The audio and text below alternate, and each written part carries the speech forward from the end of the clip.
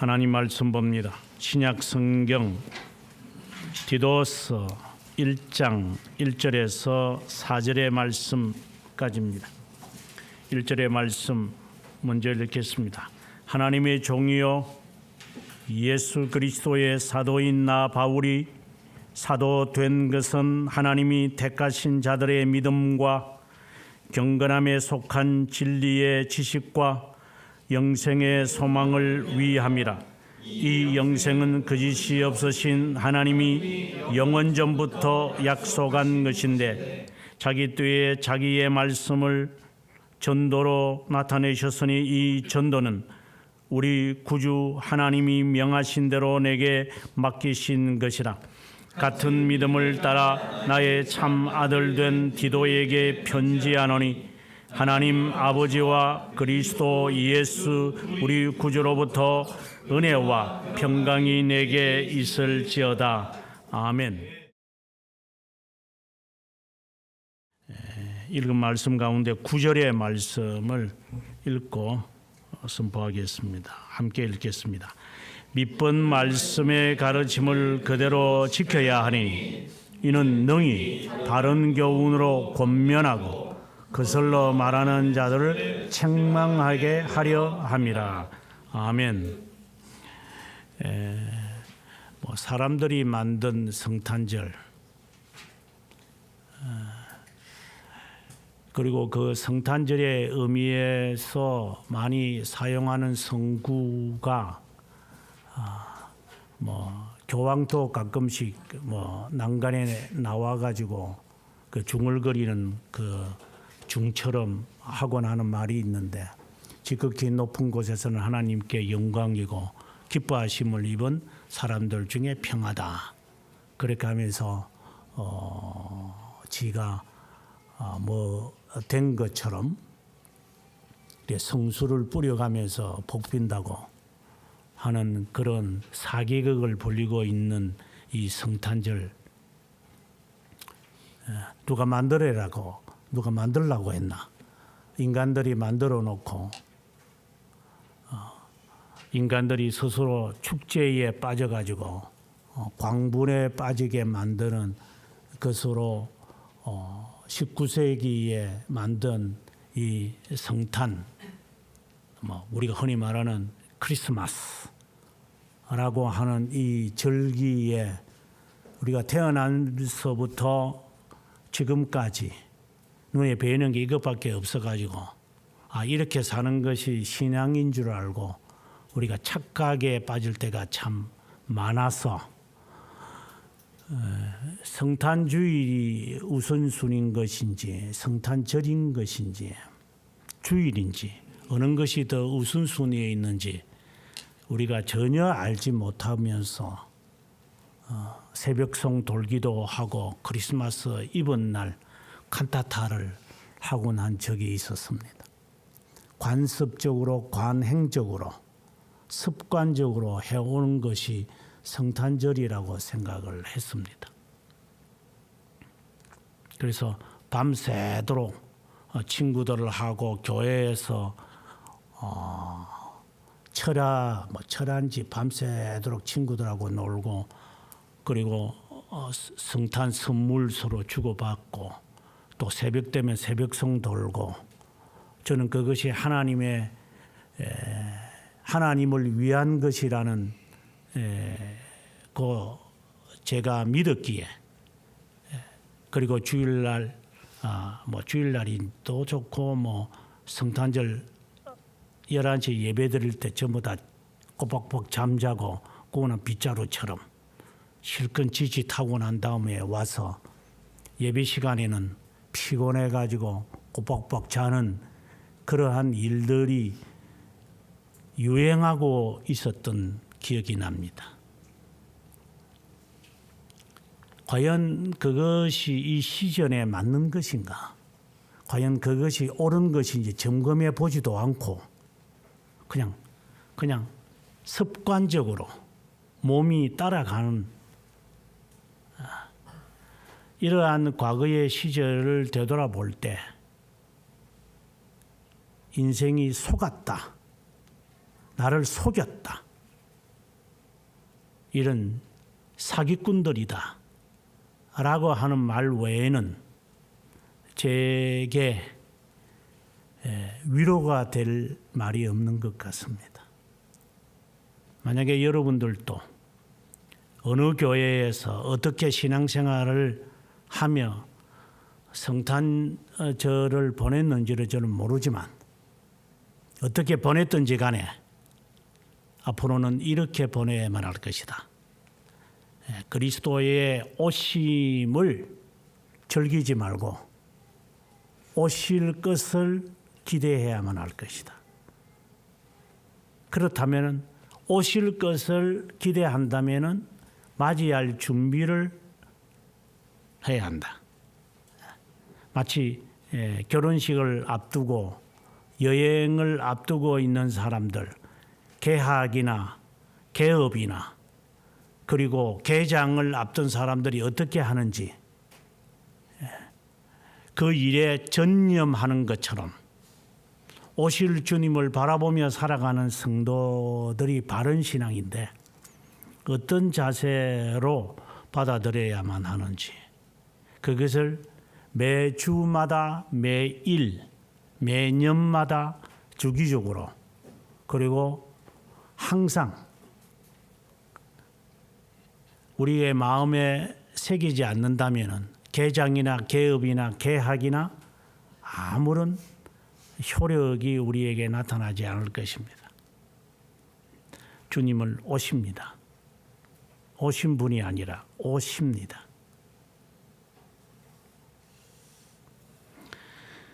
오늘의 이 디도의 이 말씀에서 저는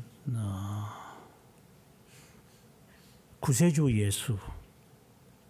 예수님 어떤 분인가에 대해서 오늘 이 말씀을 통하여 고백할 수 있으면 좋겠습니다. 하이델베르그 29문부터 시작을 해서 33문까지 하나님 아들에 대한 이름 3가지가 등장을 합니다. 왜 구세주이신 예수님이라고 부르나? 하나님의 아들을 구세주 예수님이라고 부르는 이유가 뭐냐? 이 질문을 던집니다. 구세주 예수. 구세주라고 하는 예수님. 두 번째 질문에 가서는 왜 하나님의 아들을 그리스도라고 부르나? 그리고 세 번째의 이름은 왜 그리스도를 주님이라고 부르나? 오늘 본문에도 나와 있다시피 4절에 그리스도 예수 우리 구주 이렇게 이야기를 하고 있습니다. 왜 지금 사도 바울이 예수님에 대하여 소개할 때 그냥 습관적으로 예수님 이렇게 하면 안 돼요. 습관적으로 그리스도, 언제 그리스도라고 하는 단어를 우리가 쓰고 언제 예수라고 하는 단어를 쓰고 언제 우리가 주님이라는 용어를 칭호를 사용하곤 합니까? 제가 어릴 때 컴퓨터를 처음으로 접했을 때가 87년도였습니다. 87년도에 컴퓨터라고 하는 개념이 제 머릿속에 있었습니다. 아마 지금 뭐 사람들이 상상을 초월하는 이야기입니다만 정말 이 화면에 글자가 찍힌다는 것이 얼마나 놀라웠는지 저 도저히 종이에 글이 쓰여진다는 것은 이해가 되었으나 내가 자판에 타이핑을 하면은 타이핑을 하는 것에서 이 타자를 보면은 이 종이를 끼워서 이렇게 글자가 지켜지는 것인데 컴퓨터 화면처럼 글자가 지켜지는구나. 이걸 언제든지 지울 수 있구나. 이것을 언제든지 프린트아웃을 할 수 있구나. 이 놀라웠던 기억이 납니다. 그리고 컴퓨터의 역사와 함께 살지 않았나 생각을 해봅니다. 그래서 꼭꼭 씹어가면서 이 컴퓨터의 발전을 제 생애처럼 이렇게 하나하나 점검해 보곤 합니다. 우리의 신앙도 역시 꼭꼭 씹어가면서 그 발전의 용도가 언제 예수라고 하는 이름을 사용해야 돼요? 언제 구주라고 하는 단어를 사용해야 될까요? 언제 그리스도라고 하는 단어를 사용해 본 적이 있습니까? 그냥 주먹국으로 사용합니까? 그래서 차 사고 나면은 엄마 아빠 부를 겁니까? 김치 만들지 못하면 엄마한테 전화해서 어떻게 만들어야 될지 그렇게 주문하는 겁니까? 아니면은 그냥 옥션에 들어가서 주문하면 끝납니까? 인생 그렇게 삽니까?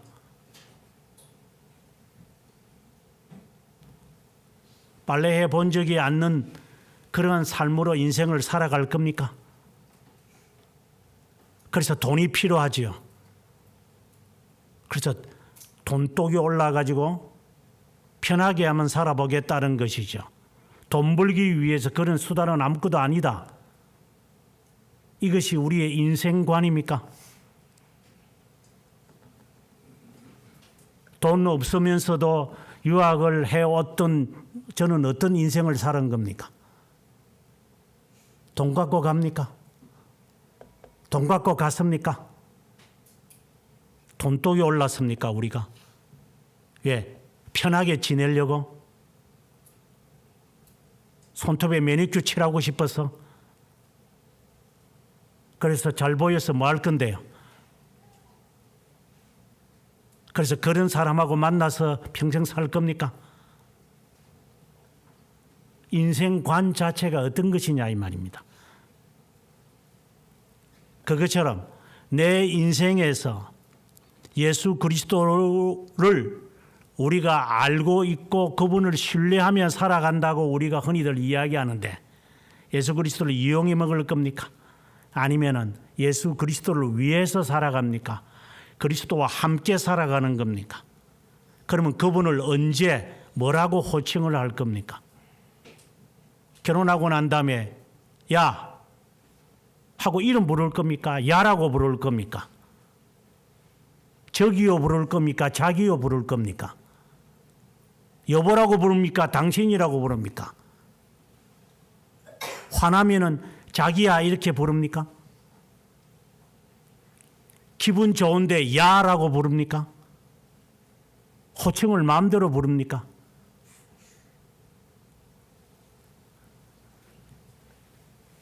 내 일생 동안 의지해야 될 그분의 이름이 무엇인지, 왜 그분이 인자라고 하는 단어를 쓰며 하나님의 아들이라는 단어를 쓰는지 알고 우리가 부르는 겁니까? 아니면 화가 머리 끝까지 났는데도 자기야 이렇게 부를 겁니까? 그건 정신병자 아닙니까? 그 환경에 따라서 문맥에 따라서 그 것에 따라서 그분의 이름을 불러야 되는 게 아닙니까?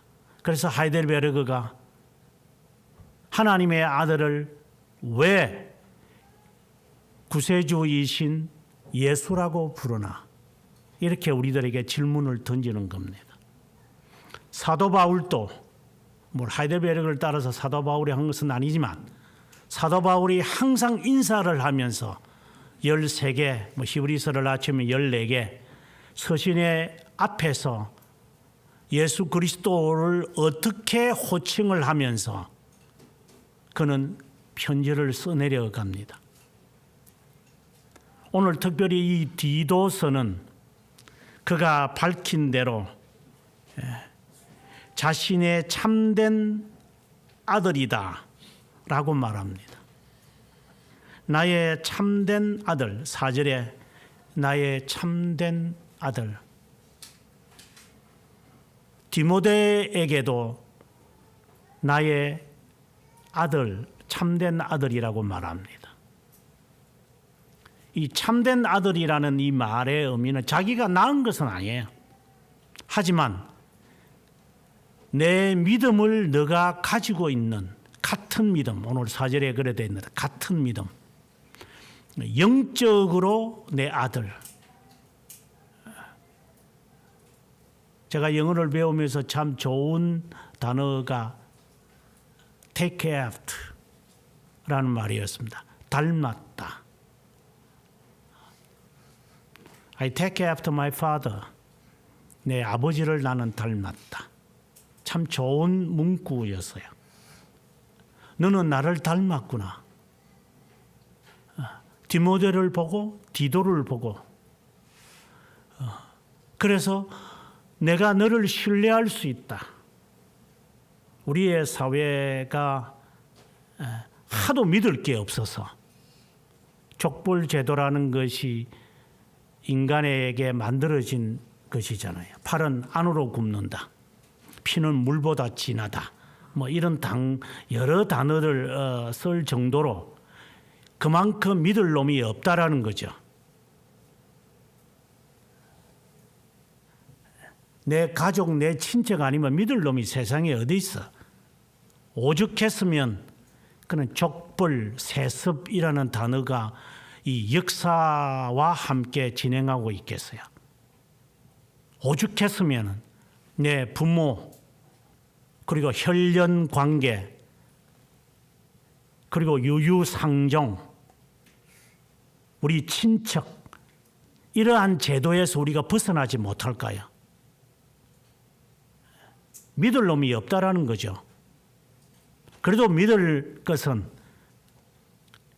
나하고 가까운 1촌, 2촌, 이제 3촌으로 가면은 이제 그때부터 믿을 게 없어요. 3촌이든 4촌이든 5촌이든 6촌이든 7촌이든 8촌이든 그냥 1년에 한 번, 두 번 행사치로 모여가지고 그래 잘 자랐나? 잘 먹었나? 잘하네? 그래 어떻게? 그 후에 아무것도 우리들에게 있지 않는 그나마 1촌, 2촌이 없으면 3촌을 찾고 3촌까지 없으면 4촌을 찾을 수밖에 없는 그렇게 촌수를 따져야만 하는 것. 그것이 우리의 삶이에요. 그런데 사도 바울이 지금 디도를 보고 하는 말이 너는 내 참 아들이다.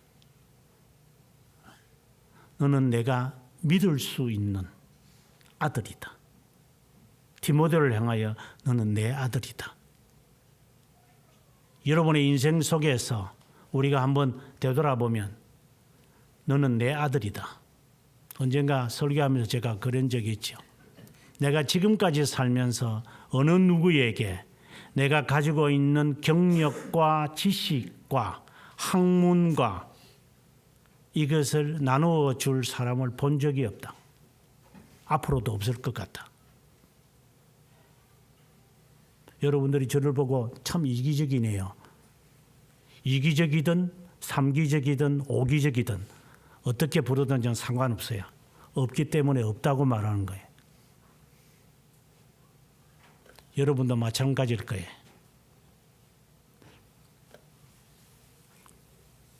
내 자식에게 물려주지 않으면 이목의 대상이 되니까 어쩔 수 없는 것이지. 내 자식도 믿지 못하는 우리의 근데 인적이니까 인륜이니까 어쩔 수 없이 그래 있는 거 주지 뭐 누구 주겠나 라고 하지만은 그렇게 고맙다고는 여기지도 않을 거고. 그런데 누구를 향하여 너는 내 참 true son 이라고 말할 수 있겠어요? 누구에게 나는 아들이라는 말을 제가 들을 것 같아요. 디도는 참 아들입니다. 디모데와 함께. 그런데 디모데에게 하는 권면의 말씀과 디도에게 하는 권면에 조금 차이가 있습니다. 디모데에게는 9절에 있는 말씀처럼 바른 교훈에 관한 이야기를 아주 강조합니다. 영어로 말하면 sound doctrine이라는 말입니다. 건전한 교훈, 바른 교훈이라는 말인데, 이것에 대해서 디모데에게 강조를 했다면 디도에게는 바른 교훈과 함께 도덕성을 강조합니다. 도덕적인 삶을 살아야 하는 것을 우리들에게 아주 강조합니다. 예를 들어서 2장 1절을 보면 너는 바른 교훈에 합당한 것을 말하고 이렇게 말합니다. 예. 바른 교훈만이 아니라 그것에 따른 삶이 있어야 한다. 이게 도덕성을 강조한다 이 말입니다. 근데 조금 성격이 다르죠. 그래서 2장 11절에서 12절에 이르는 이 말씀은 성도의 삶의 세 가지 요소를 아주 말 잘하고 있어요. 12절에 보면은 구원을 주시는 하나님의 은혜가 모든 사람에게 나타나 우리를 양육하시되 경건치 않은 것 첫 번째, 세상의 정욕을 버리는 그다음 신중, 의로움, 경건함으로 이 세상에 살아라. 이렇게 기독교인의 삶의 원리를 명료하게 하고 있어요. 이게 디모데와는 조금 대조적이에요. 디모데는 바르게 배워야 된다. 그래서 의로 교육하기에 유익하니 하나님의 말씀을 영감된 것이다. 이렇게 강조를 하면서 너희들이 하나님 앞에서 바로 서 있는 것을 늘 위해야 된다. 조금의 다른 성격을 가지면서 이제 디도에게 오늘의 군면이 시작을 합니다. 1절에 보게 되어지면은 나 바울은 이렇게 자신을 먼저 밝힙니다. 어떤 때는 그리스도의 종이라고 했는데 오늘은 하나님의 종이다 이렇게 말합니다. 베드로 보통 로마서도 그렇고 서신서 첫 부분에 보면은 갇힌 자 된 나 바울은 그리스도의 종된 나 바울은 하나님의 부르심을 받은 나 바울은 이렇게 자신의 그 입장을 이렇게 밝힙니다. 저는 그 문구를 바라보면서 이 사도 바울이 이 글을 쓰는 사도 바울의 심정이 무엇인지 이제 읽고 싶은 마음인 거죠. 하나님의 종, 그리고 예수 그리스도의 사도, 나 바울. 예수 그리스도의 종이라고 이야기를 하지 않고 하나님의 종, 나 바울. 종이라는 단어를 그가 즐겨 쓰는 이유가 있어요. 사도 바울의 심정이 이제 그런 건데, 나는 종이다, servant이다 라고 하는 말은 이게 속했다라고 하는 말이거든요. 이 노예라고 하는 게 아니라 속했다. 내가 하나님의 것이다. 그래서 살든지 죽든지 무엇을 하든지 주의 영광을 위해서 내가 살 것이다. 주를 위하여 죽을 기도하고 내가 살기도 할 것이다. 이런 사도 바울의 이 말씀이 정말 자연스러웠으면 좋겠다. 이런 생각을 해봅니다. 목사가 되어야 되겠다고 생각을 했을 때도 그랬습니다만은 내가 하나님의 것으로 살아갈 수 있을 것인가? 라고 하는 제 스스로에게 질문을 저는 많이 던졌어요. 거기에 사실상 자신도 없었고, 내가 하나님의 것이다? 이 말의 의미가 무엇인지도 잘 모르겠어요. 실제로. 내가 하나님의 것이다. 쉽게 말한다면 내 재산, 내 시간, 내 재능 하나님의 것이다. 그래서 하나님의 말씀을 따라 살아간다? 그건가? 그럼 도대체 하나님께 속했다, 내가 하나님의 것이다라는 뜻이 무엇인가? 그건 추상적이지 말고 실제적으로 하나님의 뜻을 따라 살아가고 하나님께 속한 자고 하나님의 것이고 하나님의 종인 자를 눈앞에 딱 보여주면 좋겠어요. 어떤 자가 하나님의 종인가? 그래서 그 사람을 닮으려고 흉내라도 한번 내봤으면 하는 마음을 가진 적이 있었어요. 하나님의 종, 하나님의 것, 내가 하나님의 것, 그리고 하나님의 소유물, 소유자. 그래서 하나님께서 원하시고 하나님이 내가 원하는 것을 하나님이 충분히 아실 수 있는 분. 모르는 분이 아니고 내가 말을 해야 알아듣는 분인가? 그런 분이 아니라 내가 무엇을 말을 하더라도 구하기 전에 이미 아시는 그분. 그 분에게 내가 속해 있다라고 하는 것. 내가 말을 하면은 들어준다. 고맙죠. 내가 요구하는 대로 해주는 것 고맙습니다. 그러나 요구하지도 않았는데도 미리 알아서 나를 위해 준비했더라면 그때는 우리는 감동입니다. 하나님의 종이라는 개념, 내가 하나님께 속했다라고 하는 말이 바로 그런 의미를 갖고 있는 겁니다. 나중에 제가 밝혀내겠지만 왜 그리스도 구세주이신 예수라고 부르나? 하나님의 아들을. 이러면 우리는 문자적으로 이야기합니다. 죄에서 구원할 뿐이기 때문에요. 그래서 너는 꿀밤을 맞아야 된다. 천사가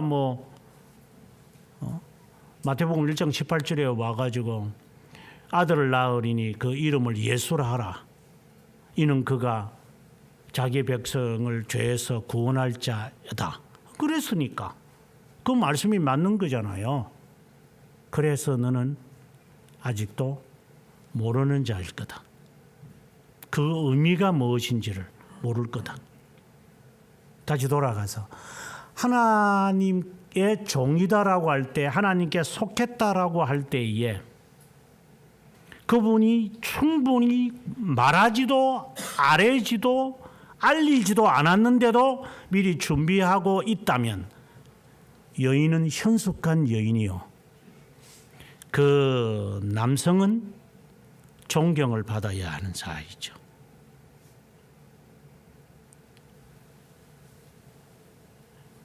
우리나라의 미래가 어떻게 될 것이냐를 알고 준비한다면 그는 위대한 지도자입니다.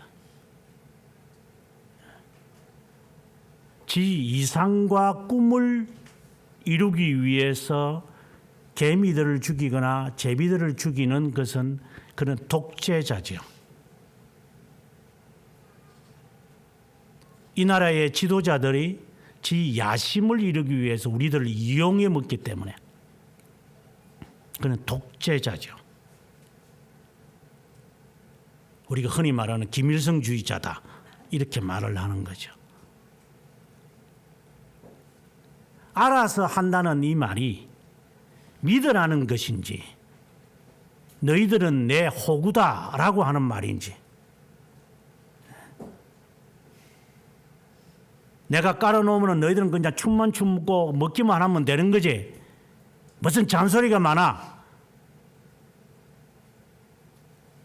라고 하면서 하는 자들이 있다 보니 이 종이라고 하는 이 개념 자체가 매우 우리들에게는 부자연스러운 거예요.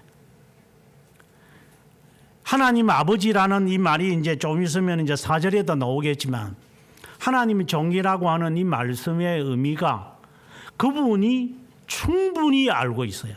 충분히 알고 있어요. 충분히 가스를 집어넣어도 5만 원치 주세요. 2만 원치 주세요라가 아니라 그냥 자동으로 지가 풀필이 되면은 턱 하고 나올 텐데, 제가 한국에 와서 처음에 받았던 충격 가운데 하나 그거예요. 2만 원어치 주세요 해서. 그래서 물었죠. 왜? 너무 가득 채워야지. 아이, 뭐 자동차가 무거워서. 그러면 안 타고 다니면 되지. 자동차가 조금 무거워서 가솔린이 많이 들어갈 것 같으면 안 타고 다니면 되지. 그걸 왜 타고 다니는데? 아이, 뭐 다 그렇게 합니다. 왜 그렇게 하지? 채우려면 다 채우든가 아니면 안 타고 다니든가 하지. 이런 잔머리만 굴리는 문화 속에 살기 때문에 충분이라고 하는 이 말 자체를 이해가 안 되죠. 하나님은 나를 충분히 아시는 분이기에 우리는 그분에게 속했다라고 말을 하는 거예요. 사도 바울은 알아요. 내가 당신에게 속한 자라고 하는 이 말의 의미가 당신이 나에 대해 모든 것을 아시고 행하시는 분이라는 것. 그래서 나는 당신의 종입니다.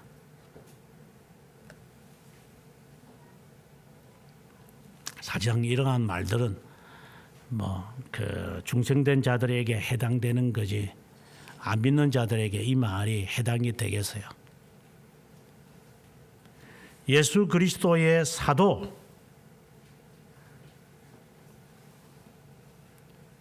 예수 그리스도의 사도인 나 바울은 사도가 된 것은 이라고 하면서 두 가지 이유를 밝힙니다. 오늘 우리 이 성경이 번역이 잘못됐기 때문에 좀 수정을 해야만 합니다. 두 가지 이유에서 되어졌는데, 하나는 하나님이 택한 자들의 믿음과 경건을 위해서 나는 경건함에 속한 진리의 지식을 위해서 나는 하나님의 종이요 사도가 되었다. 이렇게 그는 이 고백을 해요. 두 가지를 말해요. 내가 사도가 된 이유는 믿음과 지식이다. 그런데 우리말에는 믿음과 지식과 소망 이렇게 되어 있기 때문에 세 가지인 줄 알지만 이거는 문법적으로 정말 잘못된 번역입니다. 내가 사도가 된 것은 믿음과 지식 때문이다. 이 믿음과 이 지식이 영생의 소망에 담겨 있다. 이렇게 이제 가야만 되는 번역의 내용이죠. 아무튼 내가 사도가 된 이유, 하나님의 종이 되는 이유, 예수 그리스도가 나를 사도라고 부른 이유가 있다. 여기서 부르심을 말합니다. 하나님이 왜 나를 사도로 택했을까? 또 다른 말로 할까요? 왜 하나님이 나를 택했을까요? 에베소서 1장에서 충분히 말하고 있는 것처럼 하나님이 왜 나를 하나님의 자녀로 불렀을까요? 믿음과 지식이다. 이것을 잊어버리면 안 됩니다. 그리고 이것이 영생의 영원한 소망에 담겨 있어야 한다. 택하신 자들의 믿음 때문이다. 경건하게 살게 하는 지식 때문이다. 이 두 가지를 말해요. 믿는 것 그리고 지식이다. 이 지식이라는 것이 바로 믿음인데 그 믿음을 이제 두 측면에 있는 것을 이야기하고 있는 듯 싶어요. 또 다른 말로는 진리의 지식이라는 이 말을 사랑이라는 말로도 바꿀 수 있어요. 그래서 믿음과 사랑과 소망이다. 이렇게 사람들이 해석하는 사람도 있어요. 어쨌든 이 믿음이라는 것과 지식, 이 지식은 삶과 관련되어 있어. 경건, 경건함이 없는 지식은 사실상 관념에 불과한 거죠. 노동자를 위한답시고 노동자를 위해서 정책을 편다고 하면서 우리들의 세금을 뜯어가는 놈들, 왜 화물차를 운전하는 자들에게 왜 고속도로를 공짜로 사용하게끔 만듭니까? 왜 그들에게는 디젤유에 대한 경유 혜택을 주는 겁니까? 이거는 도둑놈들이 하는 것이죠. 누구는 땀 흘리 가면서 고속도로비 내는데 어떤 놈들은 공짜로 타고 다니고 있어요.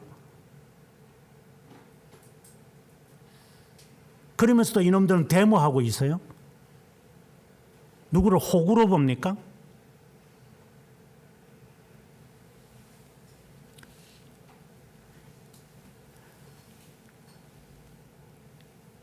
이틀에 1억씩 받아가면서도 더 달라고 그래요. 우리 세금을 그런 데 다 저버리게 만들어요. 이거는 도둑놈들이잖아요.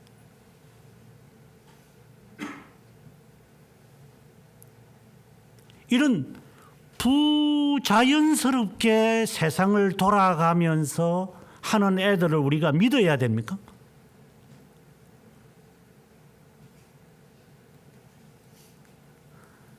관념론에만 빠져 있는 애들, 그리고 이성은 다 챙겨가는 놈들,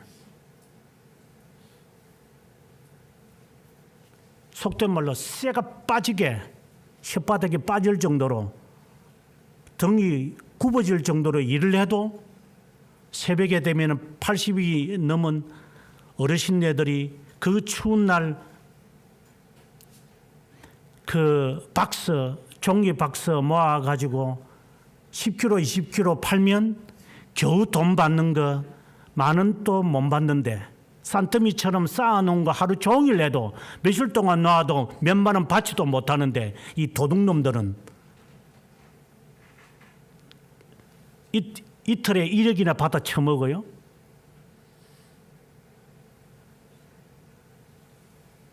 그러면서도 노인들을 위한 지급을 한다고 하면서 세금을 뜯어가요.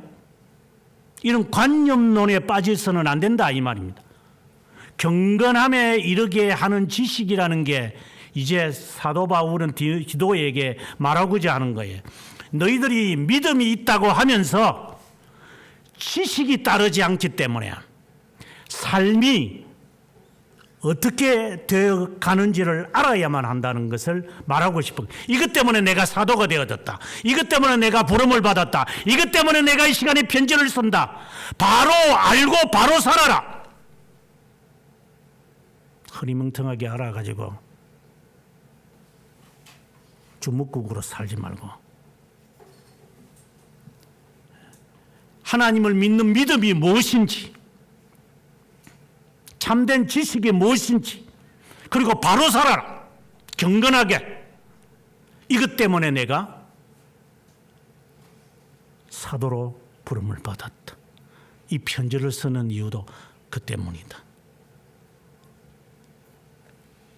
그리고 이 믿음과 이 지식이 3절에서 영원한 생명을 바라지 않는 것이라면 믿음과 지식은 공허한 겁니다.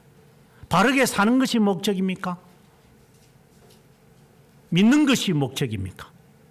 앞서 제가 서두에 말씀드렸다시피 오신 예수를 쳐다보기만 합니까? 나이 들고 나면 과거를 추억을 먹고 산답니다. 그런 노파들입니까? 오실 주님이 있습니다. 영원한 생명을 바라는 소망이 우리에게 없다면 내가 지금 믿고 있는 것, 이 지식이 내가 바르게 살려고 하는 것이 무슨 의미가 있습니까? 잘 먹고 잘 살려고요? 사람들한테 인정을 받으려고요? 무슨 의미가 있을까요? 바르게 산다는 의미가, 그리고 믿는다는 것이, 그 영생의 소망이 우리에게 없다면, 그것을 바라는 믿음과 그것을 바라는 지식이 아니라면 무슨 의미가 있는 것인가? 지금 우리에게 그 영생에 대해서 설명을 하기를, 거짓말하지 않는 하나님, 이 말을 지금 원어 그대로 해석을 하면 거짓말하지 않는 하나님, 다른 말로는 진실하신 하나님이 시간이 없는 가운데, 이것은 영원전이라는 것은 시간전을 의미해요. 시간전. 그러니까 영원이라는 단어예요. 제가 여러분들에게 늘상 하는 말, 영원. 영원에서 하나님이 약속한 것이 있다. 그게 바로 영생이라는 것이다. 이것은 영원한 작정을 마음에 생각하면서 믿음과 지식을 가지고 그것을 위해서 내가 선택을 받았다라고 지금 말을 하고자 지금 사도 바울이 하는 것 같아요. 그러니까 시간 전에, 시간이라는 것이 창조되기 전에, 영어로 표현하면 the before beginning of time, 시간이 있기 전에 영원이라는 거예요. 창조되기 전에 하나님이 약속한 것이 있는데, 영생을 약속한 것이 있는데, 그 영원에서 작정하신 그것을 바라고, 그리고 그것을 향하여 나는 믿고 내가 살아간다. 이것이 내가 삶의 목적이다. 그러나 이제 여기서 딜레마에 빠질 수는 있어요. 실제로. 무슨 딜레마에 빠지냐면, 좀 뒤에서 이제 제가 설명을 이제 하겠지만, 간단하게 미리 말을 한다면, 하나님을 위해서 산다, 주님만 믿습니다, 주님만이 나의 구세주십니다 라고 하는 이 말이, 그냥 주님만 믿으면 다 해결되네. 믿음이 있으면 모든 것이 다 만사가, 능력 주시는 자 안에서 내가 모든 것을 할 수 있네, 이런 식으로 해석을 하는 성향이 있기 때문에 정말 한심한 사람들이지만, 영원에서 시간이라는 것을 창조하시기 전에 하나님이 약속한 그 영생을 나는 바라면서 믿고 경건하게 사는 지식이 필요합니다.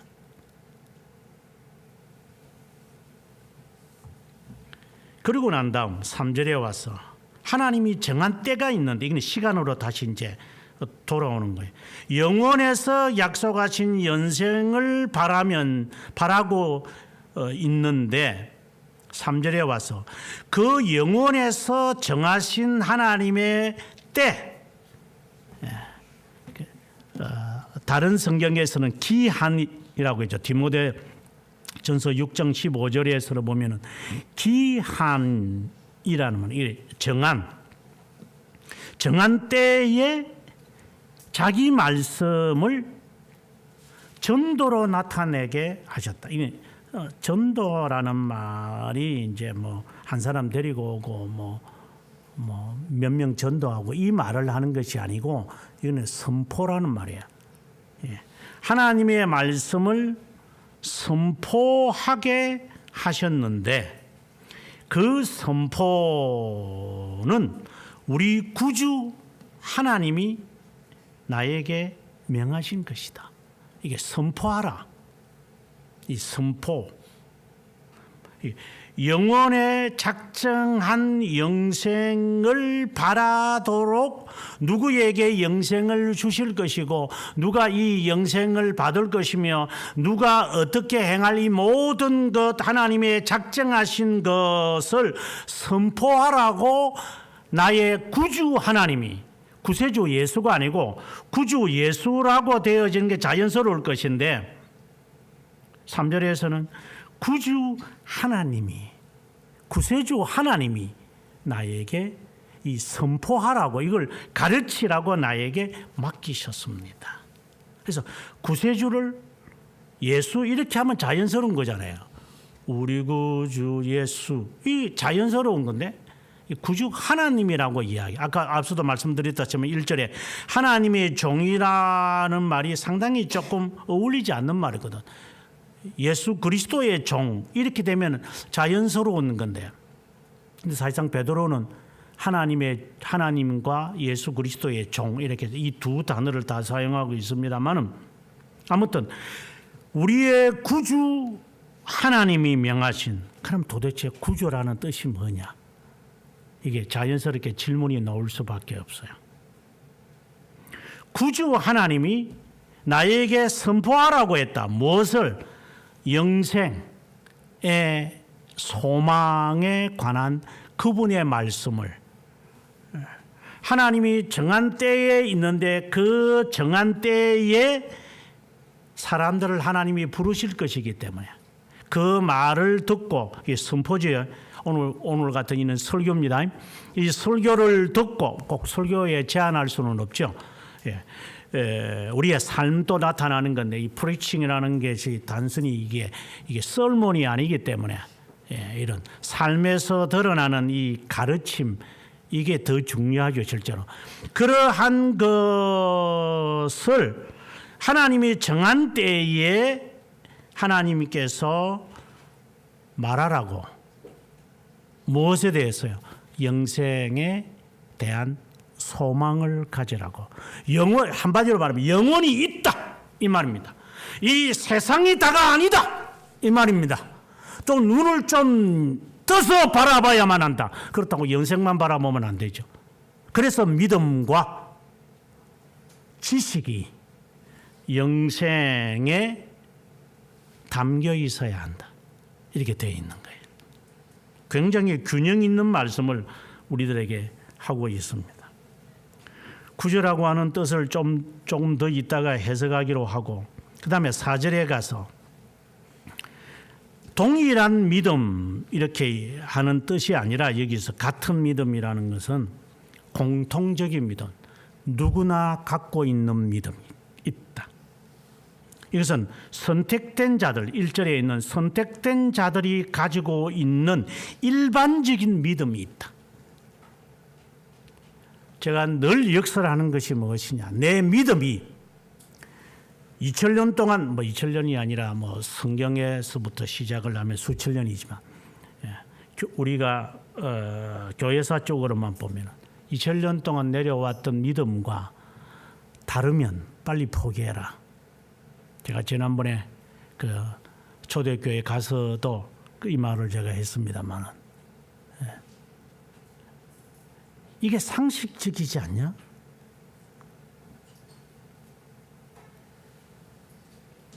정통이라고 하는 이 믿음과 내 믿음이 다르면 빨리 포기해. 그거 틀린 거야 그거. 예수쟁이들이 어떻게 바르게 살아왔는지 역사적으로 그럼 지식이 있어야 되잖아요. 그럼 배우든가 그러면. 배우기도 싫고 아무렇게나 살겠다는 거잖아요. 그러면 선택된 자의 모습은 아니죠. 아기 하나 키워가지고 아기 자라라는 것도 육아법을 배웁니다.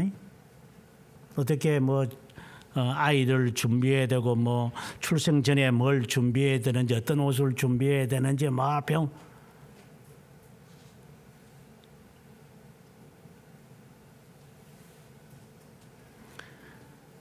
내가 지금 신앙생활을 하고 있는 거 지금 어중이 떠중이들 그정 구더기처럼 있는 자들 바라보지 말고 이 시대를 바라보지 말고 지옥 갈 놈들을 쳐다보면서 신앙생활 하지 말고 누가 봐도 당신은 참된 신앙인입니다. 증명이 되어 있는 자들이 가지고 있는 그 믿음, 그 믿음을 바라라 이 말입니다.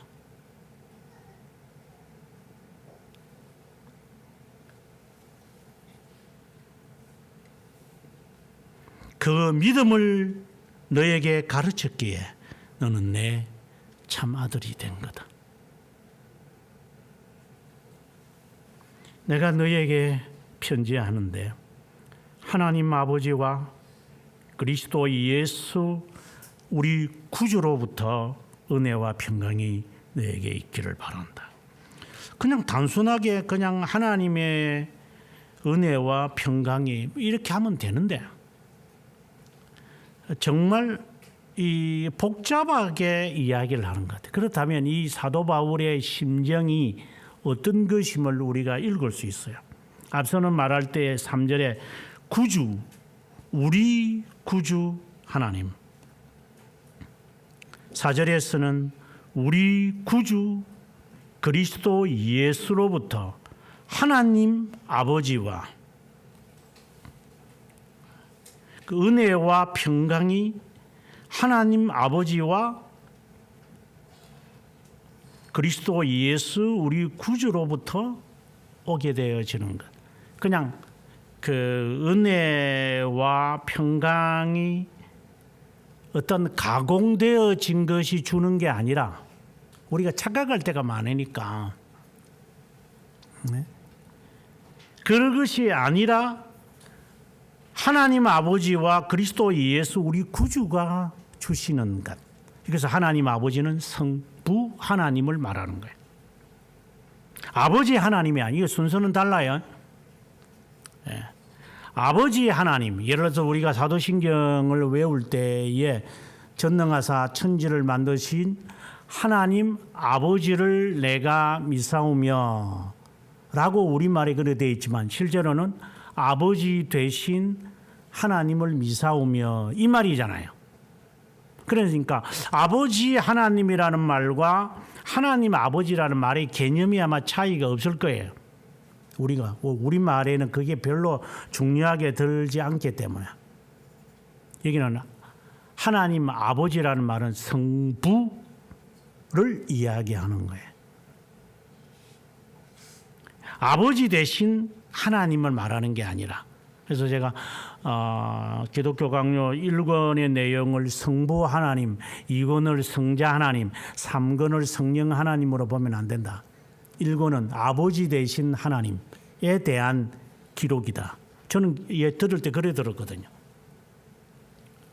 성부 하나님이라고 이야기 들었어요. 그래서 사도신경도 성부 하나님을 믿사오며 성자 하나님을 믿사오며 성령 하나님을 믿는다. 이렇게 누가 설명하는 걸 제가 잘못 들었겠지만 근데 실제로 연구해 보니까 그런 건 아닌데 요즘에 보니까 그 젊은 그 신학생들이 이렇게 신학에 대해서 성도들한테 가르친다고 이렇게 요즘은 유튜브가 많이 유행이니까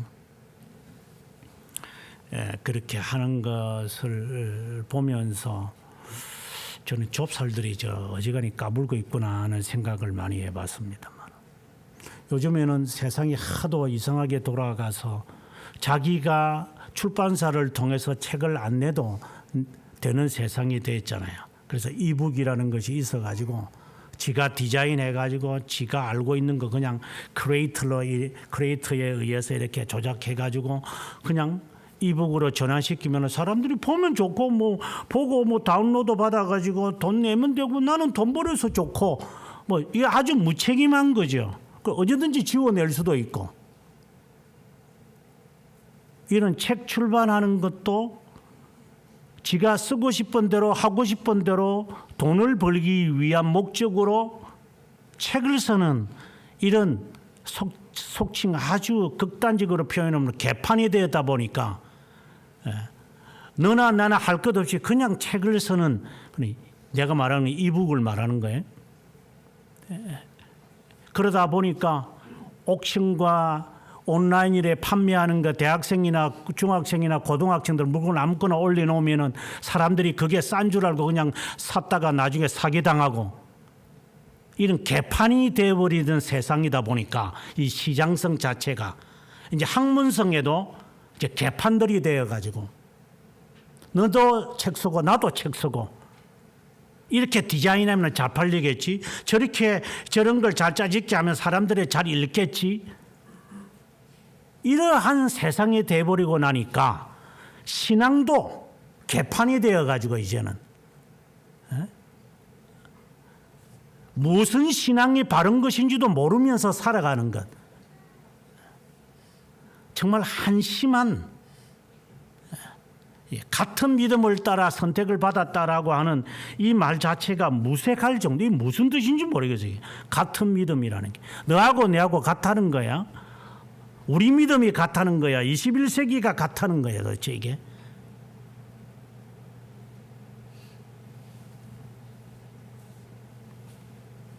사도 바울은 지금 디도에게 하나님 아버지와 그리스도 예수 우리 구주로부터 오는 은혜와 평강이, 성부 하나님이라고 했어요. 하나님 아버지. 그러면 그 다음 내용은 자연스럽게 성자 하나님이겠죠. 하나님 아들이죠. 그렇다면 하이델베르크의 질문이 맞는 거예요. 하나님의 아들을 구세주이신 예수라고 부르는 이유가 무엇이냐? 만약에 바꾸어가지고 하나님 아버지라는 말을 하지 않고 아버지 하나님과 우리 주 예수 그리스도로부터 은혜와 평강이 있다라고 말해버리면 뜻은 전혀 다르게 가버리는 거예요. 아버지 되신 그 하나님이 우리를 위하여 인간이 되신 성육신하신 예수 그리스도, 영원하신 하나님이 인간으로 오신 그분으로부터 오는 은혜와 평강, 이제 말이 이렇게 되겠죠. 그래서 하나님 아버지냐 아버지 하나님이냐에 따라서 뜻은 전혀 다르게 나타나는 거예요. 여러분들이 아마 무심코 이것을 읽었는지 모르겠지만 전혀 뜻이 다른 거죠. 이제 성부 하나님과 성자 하나님에게서부터 오는 은혜와 평강이 너희에게 있을지어다. 그러면 성자 하나님에 대하여 이제 하나하나 꼽히기 시작합니다. 그리스도, 예수, 구주. 여기에 하나 빠진 단어가 있다면 주라고 하는 단어가 빠져 있겠죠. 그리스도라는 뜻, 우리가 이 시간에는 살필 수는 없지만 예수라 불리우는 구주는 우리가 살필 수 있어요. 하이델베르크에서 왜 구세주 예수라고 부르나 할 때 두 가지를 우리에게 말을 해요. 첫 번째는 예수라고 하는 이름의 뜻이 구원이라는 뜻이다. 죄에서부터 구원. 그것만이 있는 게 아니죠. 그래서 제가 여러분에게 설명할 때 save and deliver, 이 두 뜻을 갖고 있어야 된다. 예수라고 하는 이름의 뜻에는 save만이 있는 게 아니라 그 다음에 deliver가 있는 거다. 예를 들어서 죄에서부터 구원할 자, 그거 save라고 해야 되느냐, 그게 deliver냐? 아마 일반적으로 죄에서부터 구원하니까 save겠죠. 그래서 너는 꿀밤을 맞아야 돼. 이번 비뚤어져도 말은 바로 해라. 딜리버라고 하는 게 딜리버리 피자 아니에요? 아직까지 정신이 없는 사람들. 베를린에 가보면 세계적인 딜리버리 회사가 있어요. 우리나라에서 택배가 유행하기 전에 이미 서양 사람들은 이 딜리버리 시스템이 이미 있었어요. 그들은 우리가 뭐 스위스도 가도 그렇고 뭐 독일도 그렇고 미국도 그렇고 세계 어디든지 이 딜리버리 시스템은 다 있어요. 우리나라에만 뭐 철가방이 있는 게 아니라 오토바이 타고 다니고 그들은 오토바이는 타고 다니질 않아요. 우리처럼. 그들은 꼭 자전거를 타고 다녀요. 이제 미국은 땅덩어리가 넓다 보니까 자전거를 복잡한 다운타운에는 이 자전거를 타고 다니지 일반적으로는 제가 서버브에 살았으니까 그때는 이들이 이제 운전해 가지고 딜리버리예요. 딜리버리라는 게 여기서부터 해서 이쪽으로 갖다 주는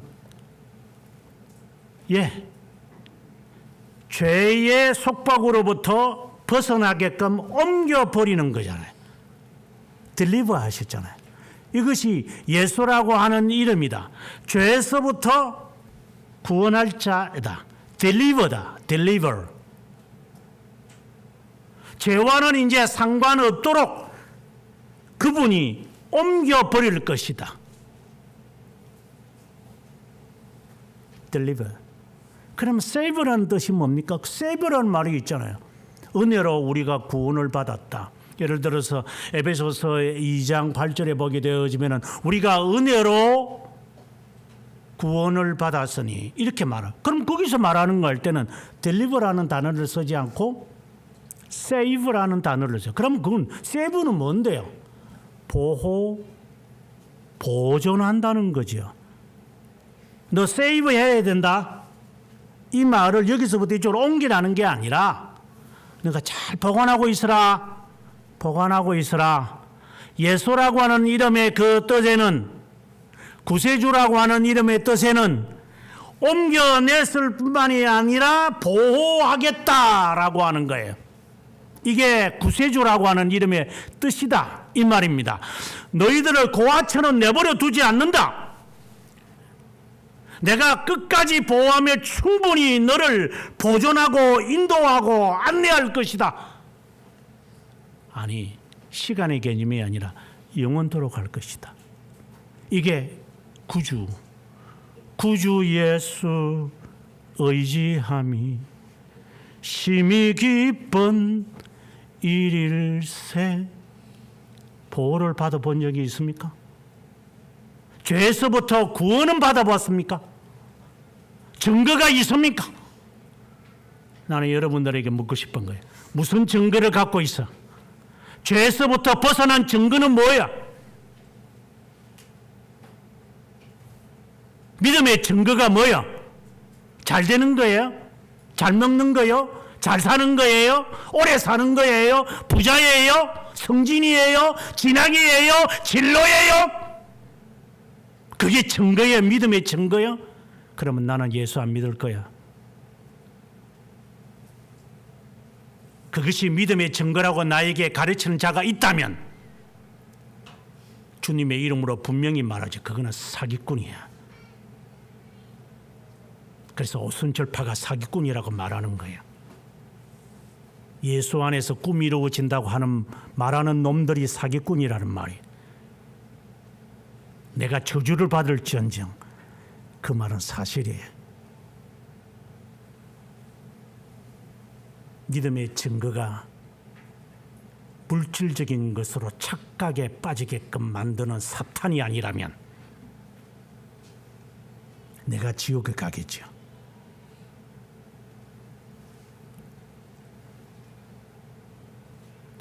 구세주 예수를 믿은 증거가 어디 있어요? 무슨 증거를 갖고 있어요? 그분이 보호하심을 믿으십니까?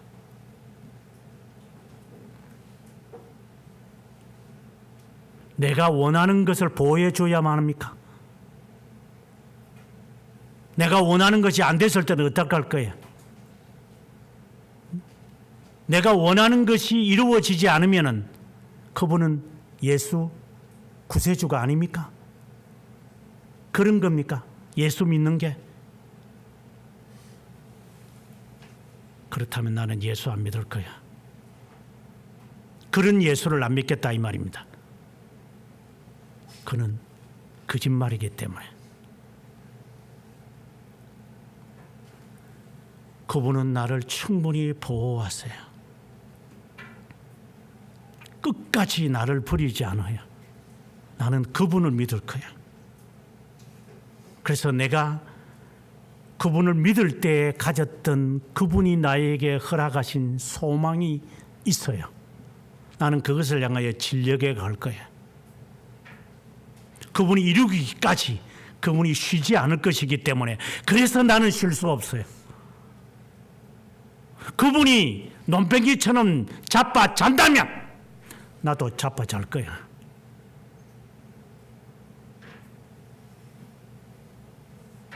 하지만 이거는 망령된 말이겠지. 언젠가 이런 말도 제가 한번 했지만 제가 결혼을 12월 27일 날 했는데 열흘 후에 신대원 입학시험 치는 날이 1월 7일 날. 이거 난감하네. 이게 한의문도 없어. 이거 바로 시험 쳐야 돼. 뭐 제가 그렇게 했으니까 뭐 어쩔 수 없죠. 뭐 우리 안에 노처녀를 안 만들어야 되니까 삼자 안 붙이게 해야 되니까 막 어쨌든 막 번개불에 콩 까먹어가지고 결혼했을 수밖에 없고 우리나라는 그런 미신이 있잖아요. 그때 당시에 우리 장모는 안 믿는 사람이니까. 그러니까 어쨌든 뭐 삼자 안 붙여야 되잖아. 기분 좋잖아. 삼자 안 붙이면. 나도 적어도 20대 때 결혼했는데 이 말은 평생 두고 내가 살게끔 해야 되니까. 그래서 결혼을 했는데 알고 보니 입학시험이 바로 열흘 후에 있네. 그럼 어떻게 해야 돼요? 진짜 지금에 제가 되돌아봐도 참 아유 저놈이 미친놈이지. 저게 뭐가 할 짓이 없어가지고 시험 다 치고 난 다음에 결혼해야 될 긴데 굳이 저게 한겨울날 오든지 서울달 그래 맞춰가지고 결혼을 하긴 하네. 지금 봐도 제가 조금 미친놈 같아요. 천천히 하지 그냥. 돈도 없는 게 결혼부터 덜렁하려고 그러고.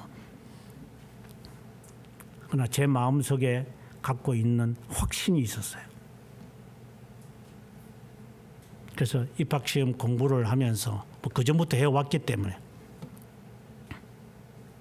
정말 공부하지 못하는 환경에 지어질 수도 있죠. 내 심정이, 내 생각이, 내 감정이. 그때마다 내 마음속에 어머니를 떠올린다. 어머니를 떠올린다. 그분이 논팽이처럼 살았으면 나도 논팽이처럼 살게. 턱걸이에서 살았다면 나도 턱걸이 하면서 살게. 그분이 나에게 보여준 것이 그런 것이 아니라면 나는 이 시간에 이렇게 편하게 나는 있을 수가 없다. 그것이 제 어릴 때 마음을 가졌던 거예요. 여러분 부모가 당신들한테 무엇을 보여줬어요? 논팽이? 돈 쓰는 법? 돈 버는 법 가르쳐줬어요? 인생 사는 법을 가르쳐줬어요? 뭘 배웠어요? 신앙생활 이렇게 하는 걸 가르쳤어요? 그렇게 배웠어요? 기도생활 하는 걸 배웠어요? 직장생활을 어떻게 하라는 것을 가르쳐줬어요? 보여주던가요? 뭘 배우고 있어요?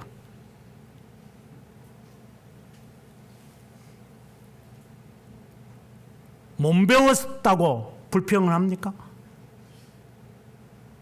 그러면 네가 스스로 체득은 못합니까?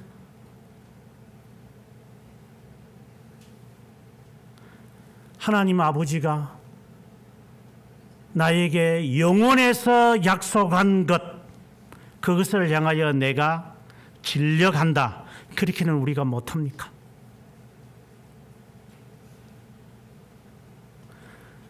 구세주라고 하는 이름의 뜻이 보호, 구원이라는 것이 첫 번째 뜻이라면 두 번째 뜻이 있습니다. 그것이 바로 1절에 나오는 것처럼 나는 그분의 것이다 라고 하는 뜻입니다. 예수라고 하는 이름의 뜻에 있는 겁니다. 그래서 지금 계속해서 그는 하는 말이 하나님의 종이요 예수 그리스도에 속한 사도요 그분이 정하신 것이요 약속한 것이요 3절에 구주 하나님이 명하신 대로 라고 하는 이러한 전치사구를 사용할 수밖에 없는 거예요. 내가 그분의 것이라고 하는 것.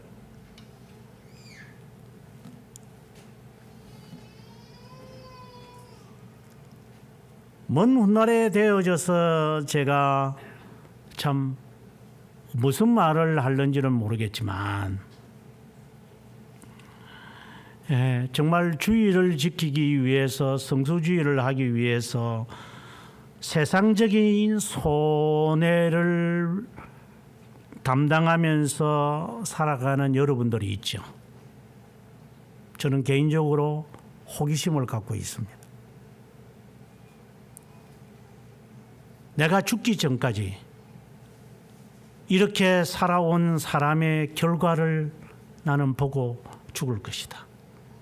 이것이 제가 갖고 있는 개인적 호기심입니다. 네가 그렇게 잔머리를 굴리더만 네 결국은 이렇다는 것을 보고 나는 죽을 것이다. 이것이 내가 개인적으로 갖고 있는 호기심입니다.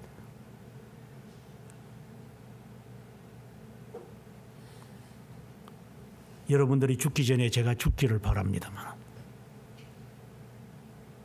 그렇게 요령을 피우다가 어떤 대가를 네 인생에서 당하는지 내가 두 눈으로 보고 하나님께 나는 정언할 것이다.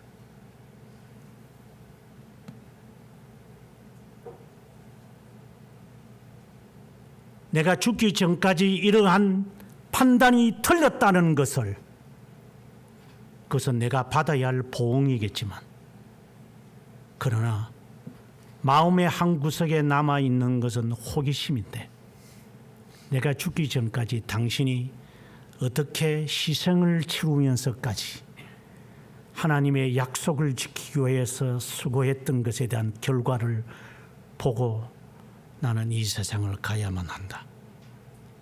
하나님이 내일 데리고 가시면 가겠지만 이것이 내 개인적으로 갖고 있는 호기심이면서 소망입니다. 그래서 나는 새벽마다 당신들의 이름을 부르며 기도합니다. 네 부모는 네 이름을 부르지 않지만 나는 너 이름을 부른다. 이것이 내 양심입니다. 그렇게 되지 않기를 바라는 것이 내 양심이고 그렇게 되기를 바라는 것이 내 양심입니다. 하나님 앞에 있는. 그래서 누구보다도 거침없이 내가 욕설을 퍼붓는 이유도 그 때문이고 거침없이 내가 여러분에게 조언을 하는 이유도 그 때문입니다.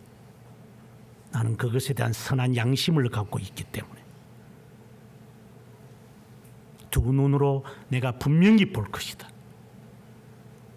당신들의 결과를 그러기 위해서 할 수 있는 한, 살 수 있는 한 살아서 당신들이 거짓이고 사실인 것을 내가 분명히 볼 것이다. 그렇게 요령을 피우는 놈의 결과가 네가 50이 되고 60이 되고 70이 되고 80이 되었을 때 네 인생이 어떻게 꼬여가며 한탄하며 괴로워하는지를 내가 정언하고 나는 이 세상을 하져갈 것이다. 이것이 나쁜 마음이라면 하나님 앞에 보응을 받을 것이겠지만 요령 피우지 말라고. 이거는 신앙의 선배로 사는 이야기.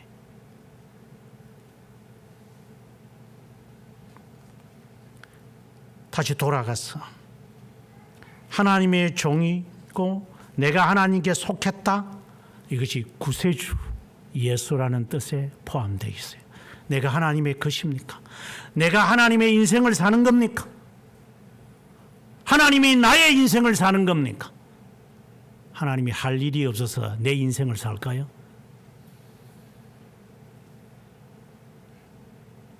내가 하나님 내 인생과 내 시간과 내 재물과 내 인생과 꿈과 목적과 삶의 원리가 하나님께 속한 겁니까? 아니면 네가 결정하는 거야? 그렇다면 구세주 예수라는 말을 지금까지 거짓말한 거야. 먹든지 마시든지 주의 영광을 위해서 하라고 사도 바울이 말을 우리에게 합니다. 하나님께 속한 자이기 때문에 우리의 삶에서 내가 결정을 다 하죠. 좋으니까 하는 거예요. 싫으니까 안 하고, 하고 싶어서 하는 것이고 원치 않으니까 안 하는 거고. 내가 하나님께 속겠습니까? 이게 삶과 죽음에서 유일한 위로라고 하이델베르그 일문에서 하는 거예요.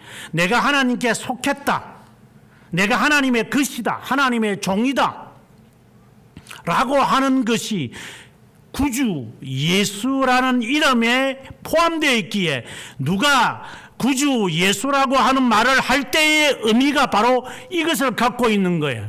다시 찬송을 부르면 구주 예수 의지함이 심히 기쁜 일일세 허락하심 받았으니 의심 아주 없도다.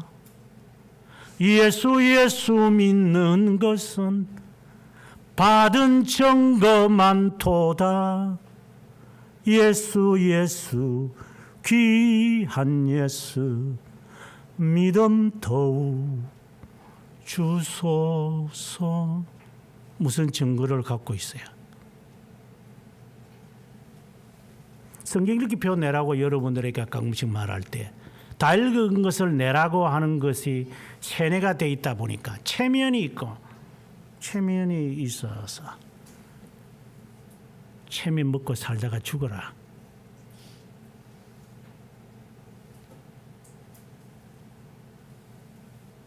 체면을 무시해서도 안 되지만 체면 때문에 살아가고자 하는 것.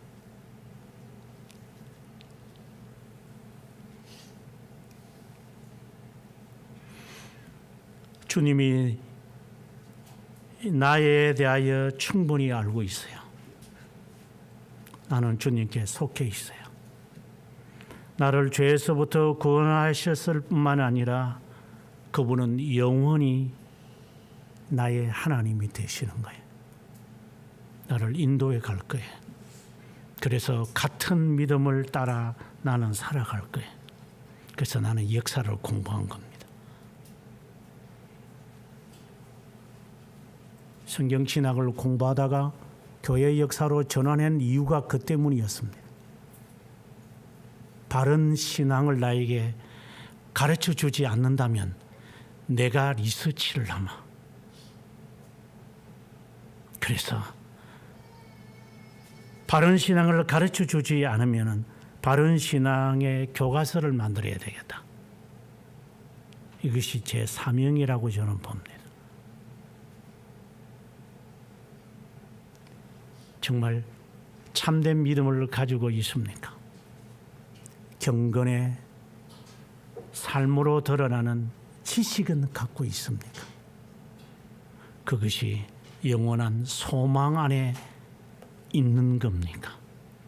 그런 자만이 예수 나의 구주, 나의 하나님, 내가 당신에게 속했습니다. 편안합니다.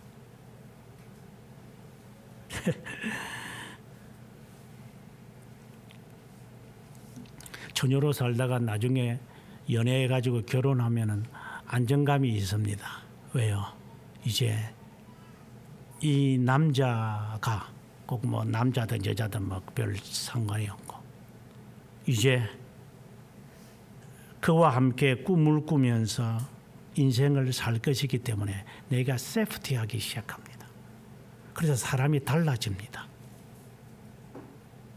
그전에는 격렬하게 경주와 경쟁의 사회를 살다가 이제 책임과 안정을 할 수 있는 사람을 만나고 나면 마음에 다른 사람이 되어버립니다. 마치 그것처럼 내가 예수에 의해서 예수를 위해서 살아야 되겠다는 마음을 새롭게 갖고 있습니까? 그 증거가 있습니까? 그렇다면 당신은 예수님을 구세주로 영접한 사람입니다.